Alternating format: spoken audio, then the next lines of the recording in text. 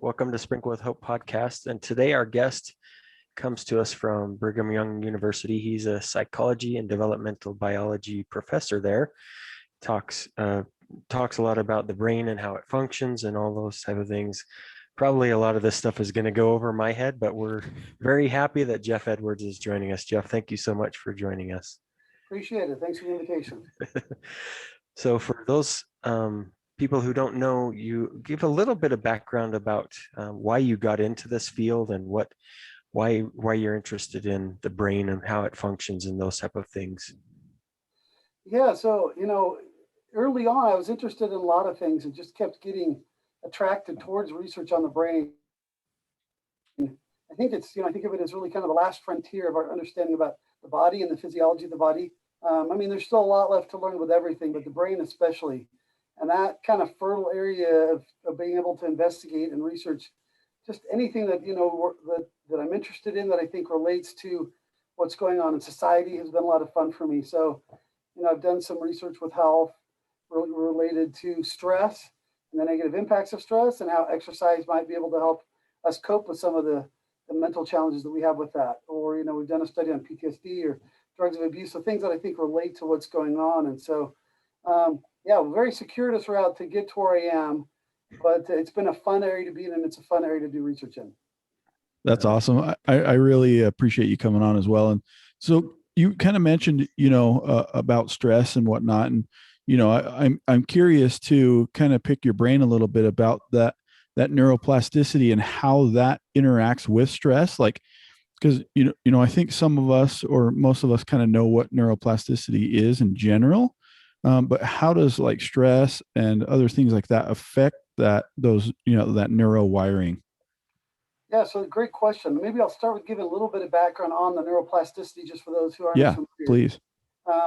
The brain needs to be able to wire and rewire itself in essence, meaning that it's always changing. And so while certain things, as we develop, we alter synapses or connections between cells.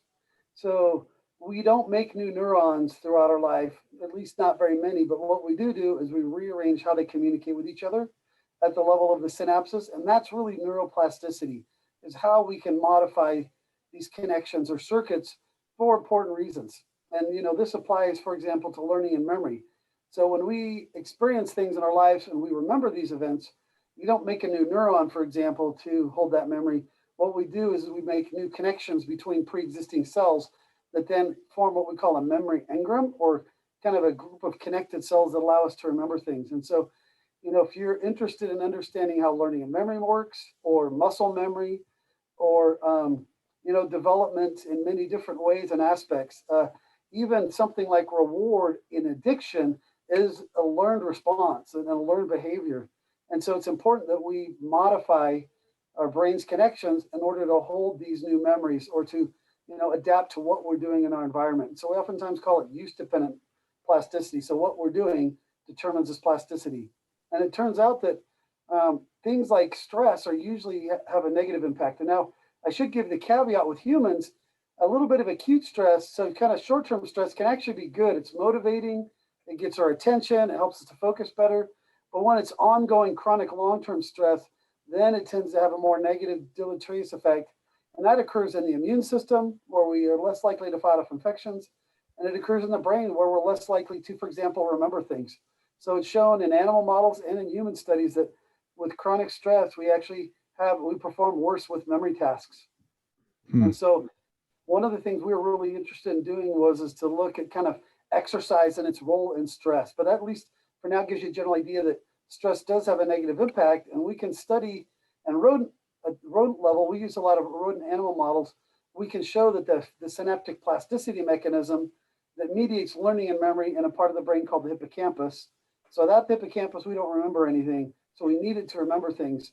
And there's an event there called long-term potentiation, where we potentiate certain synapses or increase their strength. That's required for memory formation. Stress reduces this long-term potentiation, makes it harder for us to remember things. Very interesting. So have you found things that you can do, any one of us can do, to improve our memory or our learning as far as the brain goes? Yeah, so there's a lot of different things that you can do. Some are just, when you go to school, you learn there's little tricks, like doing things like associating new material with old material so that you remember it better. But as Mhm. far as like one of the, the major things we can do that we were interested in is exercise and what that impact is. And so through exercising, we oftentimes hear the use it or lose it phenomenon with muscles and, Hmm. to keep strong, and then with the heart as well. But the brain needs it just as much as, your muscles and everything else does. So, people will often ask, what's the best thing you can do for your brain? Um, and, I've heard people, say do Sudoku puzzles or mazes or things like that. Well, from all the things I've learned, the best thing you can do is exercise. So kind of, I guess, Shane, the answer to that really is the most important number one thing is exercise. And it does a few things. One, it increases blood flow to the brain in addition to everywhere else in the body. And as you age, your ability to use energy becomes lowered. And so sometimes you can be sub threshold on what your brain needs. Exercise can help that. And it also, don't want to get too technical, but it produces some molecules, signaling molecules that actually can enhance learning and memory mechanisms. So there's one that's called, brain-derived neurotrophic factor that can help increase long-term potentiation. So memory has kind of a couple of ways that it can enhance your memory.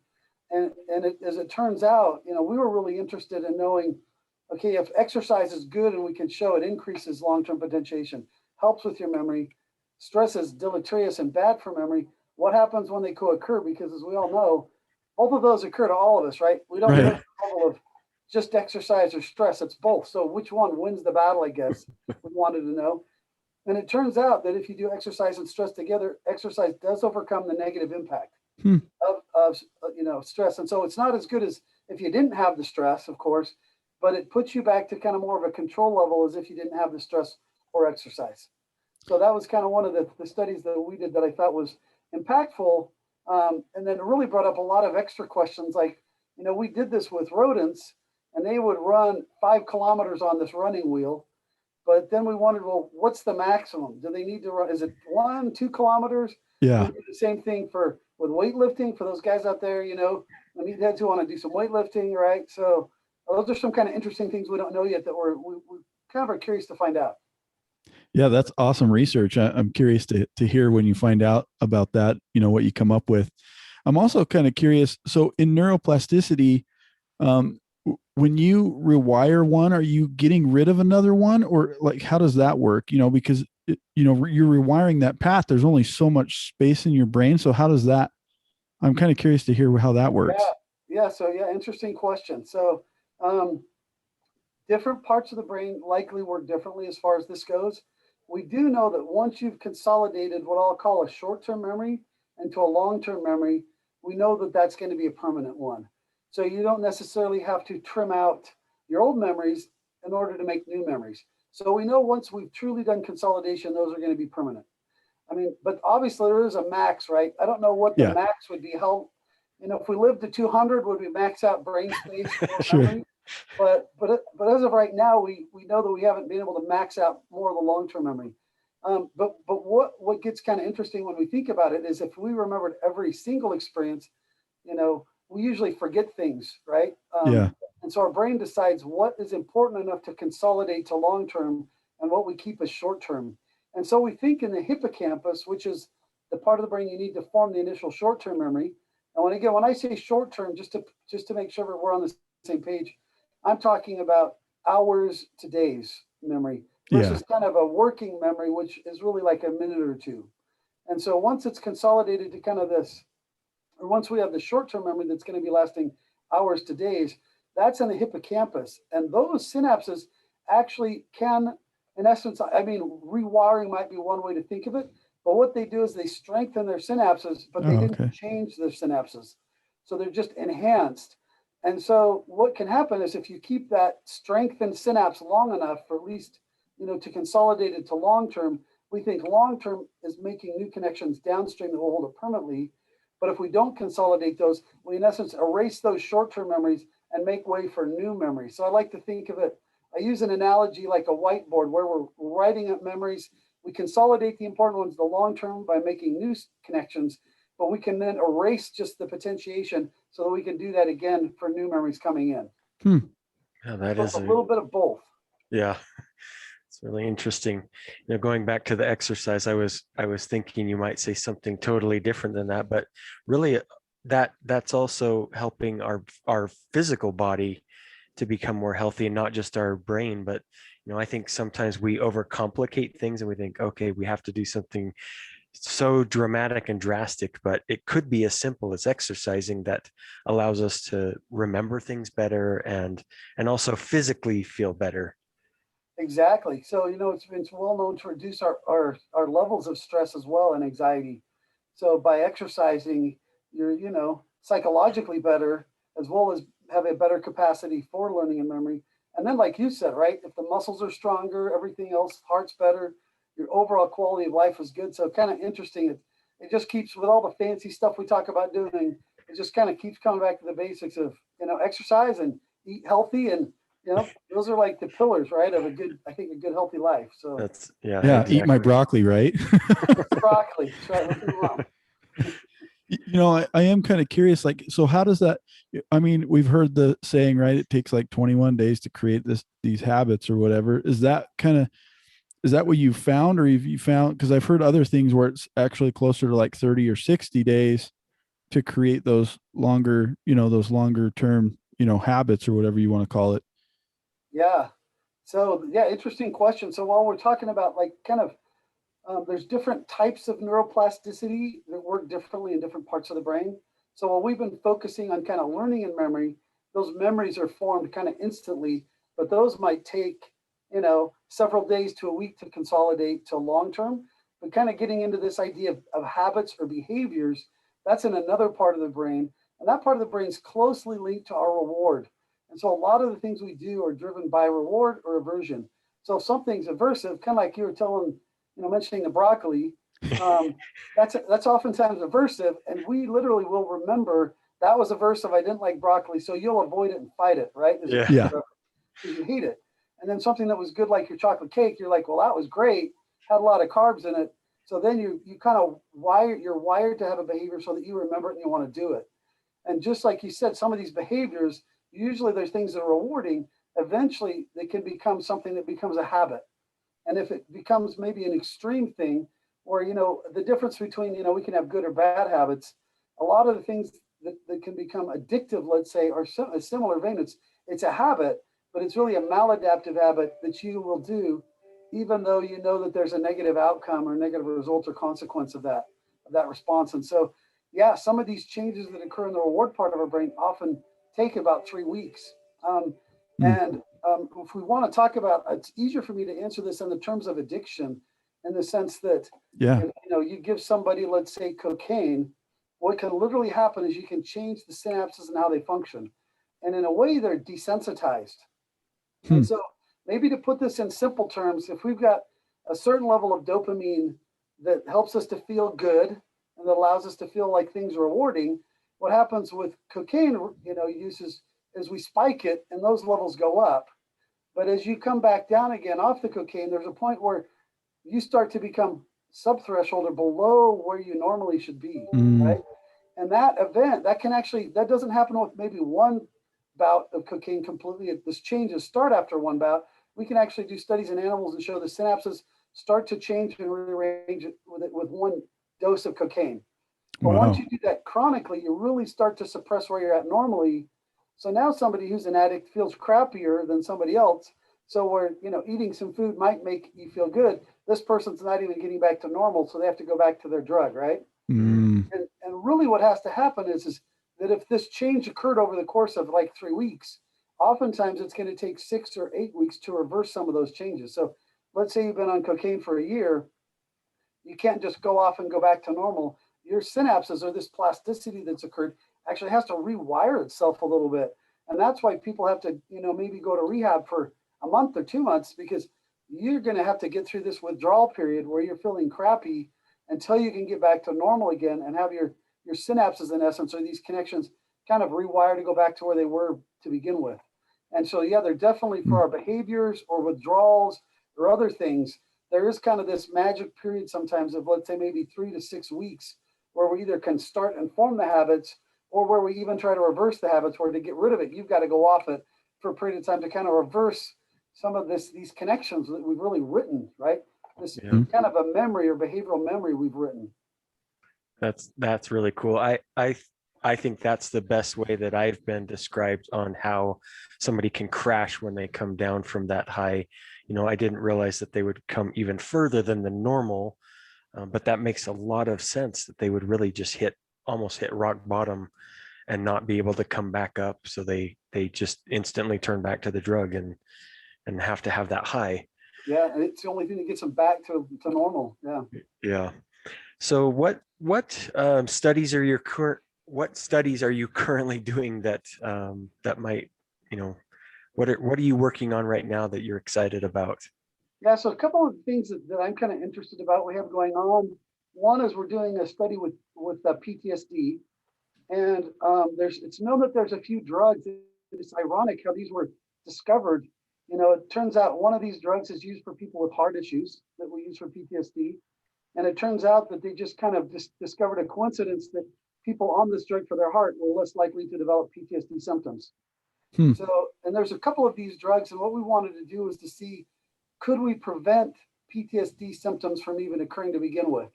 And so we did this in a rodent model. So these are in rats. And the goal was to see, rather than try to cure somebody with PTSD, if we gave you the drugs beforehand, could we prevent the onset of PTSD? So that was something that we did. And we do have some successful positive data with that. That's kind of interesting, showing that some of the onset of some of those symptoms we can avoid. Right. And I guess the idea would be, could you apply this to a situation where you knew somebody would be in a stressful situation? Could we give you these drugs beforehand, help prevent the PTSD symptoms? So that could only be used for somebody like, somebody in the military, right? Or first responder or something like that, because we don't know when we're going to have a traumatic event. Right. And some of the things that I'm actually funded to do research on now, like from National Institute of Health, has really to do with drugs of abuse and their effect on the brain. So we've been funded to do a study on THC, which is the active ingredient in marijuana that leads to the rewarding effects of marijuana. And the most recent funding we have is on the effects of opiates on the reward system of the brain, to know exactly kind of what they're doing. And really, those are just two important ones in our society, right? Nowadays, when you look at the opiate, what we call the opiate epidemic, and there really is an exponential curve of the deaths that are occurring. A lot of those really are, correspond with the introduction of fentanyl, which is one of these, opiate-based drugs, which is really one of the major problems. But we need to understand, what are opiates doing on the brain to mediate some of these behavioral changes where people feel like they're addicted, to this. And once you understand that, the hope is we can apply that information to try to reverse it, or kind of like we did with this PTSD study, how could we prevent you from becoming addicted and dependent on this drug to begin with? So those are some of the interesting ones. And then again, with marijuana being legalized, this is a really fascinating one, which I could talk about a lot, because it's very interesting in what's going on with society, where we're legalizing it. We're seeing, hey, there's some health benefits, but it has not been very well studied in our society for multiple reasons. One of them being the government made it a Schedule I drug. So to study it, you have to get a DEA license. It's a Schedule I. And so we had to get one of those licenses. They're more difficult to get, so there's fewer studies on those. And the other is that people nowadays are smoking a higher concentration of THC in their marijuana than they were. So even some of the old literature doesn't relate to, now we've got 5 to 10-fold higher rate of the THC. So what is the effect going to be? So we can't even compare new and old studies. And the thing that really scares me is that for adults, there's not as many negative impacts of marijuana as there are on adolescents. And when you look at adolescents, there's a decrease in IQ, in cognition, increased anxiety levels, cannabis use disorder. We could go on and on. And so we've kind of put, I think, marijuana into this group of it's kind of like drinking milk or something, right? It's just not that bad for us. Like smoking, nicotine and tobacco is worse than marijuana, but it really depends on what's your age, what's the dose, things like that. And so I think we've underplayed it. And so people don't know that there's actually a use disorder, just like there's an opiate use disorder, alcohol use disorder, there's a cannabis use disorder. And so, while I like to, people will say, well, it's not addictive. What I like to say is it's actually addictive, but I would say it's less addictive. So Mm. the chance that if you use marijuana that you would become dependent might be 10 or 11%, where with methamphetamine, right, it might be 50. So, but because marijuana's usage rate is going up, so if you look at the usage rate of drugs of abuse and which ones are on the rise, marijuana is the one that's going up right now because we're legalizing it everywhere. The scary thing is that those who are impacted most negatively by marijuana are adolescents, Mhm. and those are the ones that have the biggest spike and increase in rate usage. So while we're trying to legalize it for things like seizures or chronic pain, what we need to do is put a little caveat that says we don't just want to prescribe it to everybody. We got to think if this is an adolescent, that there might be more damage than good, right? And so for me, I guess part of it's this interplay, right, of legalizing it. No matter where you're at on whether you agree or disagree, it's here. So we need to go, what's the outcome, and what are the outcomes on adults versus adolescents? Where is it useful? Where is it not useful? Because I think people have tried to oversell how useful it is, but it's useful within certain niches, and it'd be great to have more research to understand where it's useful, how it's useful, and what are the negative impacts. So we're Yeah. doing studies with marijuana on adolescents and adults to see are there differences. And what's been really interesting is, in the humans, we see differences in cognition and so forth. What's kind of cool is when we study the reward circuit, we see differences of THC's effect on long-term plasticity in adolescents that differs from adults. And I guess that's one of kind of the cool, a long story to give you kind of this idea that there's Yeah. differences in plasticity that marijuana can have. So yeah, really, we're interested in drugs of abuse and what they have on. So a lot of the exciting new studies I think we have coming out are. So long answer to that question, Shane. That's very fascinating stuff. No, it is fascinating stuff. And it's interesting because I think oftentimes we don't think of kind of what you were talking about before, which is exercising our brain and taking care of our brain. We always think, often it's, it is the nutrition or whatever, but, we also need to think about what a effect of that food and exercise is having on our brain, not just our body, because our brain's going to tell the body what to do, right? Like it's going to tell it my arm to move or my mouth to talk, right? And so, anyways, it's been a very fascinating conversation. Yeah, it's and exercise. Yeah, kind of the key thing when people ask me, "What can I do for my brain?" or "How can I prevent Alzheimer's?" Like you can't change your genetics, other things, but what you can do is you can exercise. And so I'm like, more and more the data that comes out, I was even surprised. I mean, I know exercise is good, right? But when you start to see the data and you research on it, it really makes you go, wow, it's a big deal. And what's fun for me is it's become even more motivating for me to exercise. And when we were doing an interview, one of our, that study got highlighted by the New York Times, and they were, she kind of was asking me just kind of for fun off the record, has it affected you by doing your own research? And I was like, yeah, I'm definitely more motivated. I was always motivated to exercise, but I'm definitely more motivated because I can see the benefits. So it's a motivating thing to study this stuff. So that's really cool. Very cool. So Jeff, we have come up with what we call the double down dose. So I have a question for you, then Jason will ask you a question. So my question for you is, how would you define hope? Hope. So this is an interesting question. And I think about this a lot as I, study physiology and study things like even addiction. Our brain is wired, I think, and important and created in ways that we don't understand. I see hope really at the physiology level, like our brain is wired for, in essence, to have a personality. And one of the things that I think is so fascinating is why is my personality different from yours, right? Mm-hmm. Which is different from somebody else's. And it really has to do with how we're connected, right? It's all about how the brain's kind of put together. And I think it's a neat thing or a neat feature that we have been kind of wired, in essence, to have hope, right? To be able to see the world and appreciate the beauties around the world that we have, right? Or in each other, and to form relationships. And we're wired to have these be positive things for us, right? And I literally think, and again, this is stuff we can't study, like what makes a personality. I can't show you the connections that show that. I can't tell you how we're wired to have hope, but I can tell you that I think that has to do with how we are connected, that we're connected to be able to have hope, right? To be able to get positive benefit from positive interactions with other human beings or with what we experience in our world or around us in nature.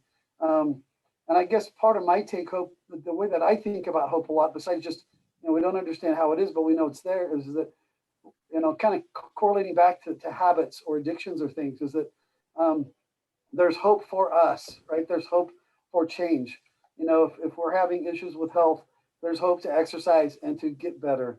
If somebody's addicted to something, there's hope to reverse it. And I think there's a lot of people who feel like there's no hope because they can't reverse some of these things that have happened. And what we're studying and finding is that, yes, while drugs do change the circuitry and they rewire things, you can reverse some of that. And there is hope to get back to kind of, I guess, more what we might quote unquote say is normal, right? Interaction and the way of living our lives. And so, hope is a fascinating thing, I think, to think about is why do we have it? But I think is how it applies to how we live our lives. There's hope to overcome challenges, adversity that, are mediated through addictions or things that affect our brain.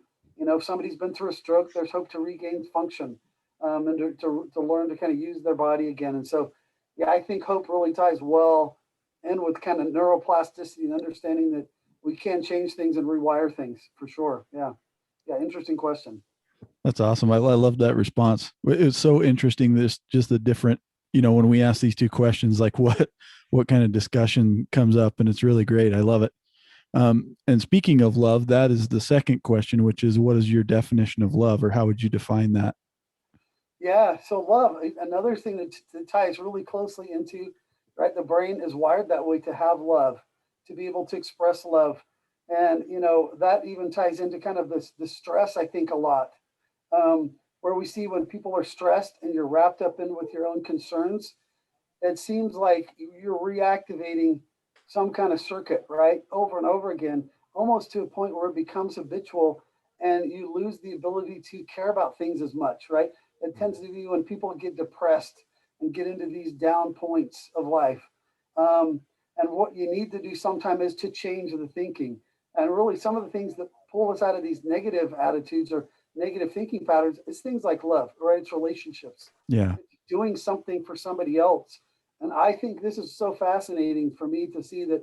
And again, we still don't know all the reasons why, but as you're loving or sharing love or doing service, that I think is a type of a love, right?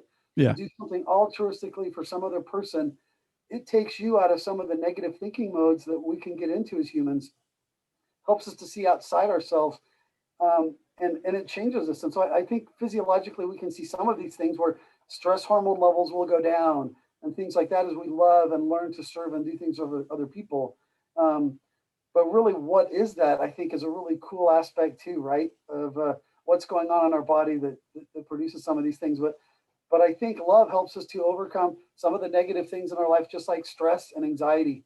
And while I don't want to oversimplify that by any means, because there are people that really, maybe have anxiety and you need an antidepressant because we're all wired a little differently. We'll have a little different things, and I wouldn't ever want to minimize that. But I do know that sometimes doing things or showing love and compassion for others can sometimes be a great anti-anxiety for ourselves too. So, Yep, I agree with you. Thing.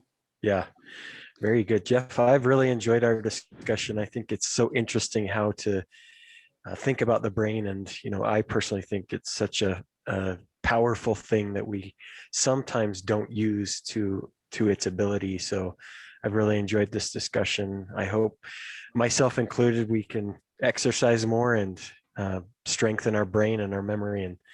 And so best wishes to you and your upcoming studies. I hope you have a ton of breakthroughs and look forward to that discussion. Thanks. Yeah, it's been a lot of fun so far. Thanks. Appreciate it, Jason. Nice being on with you. Yeah. Thank you, Jeff.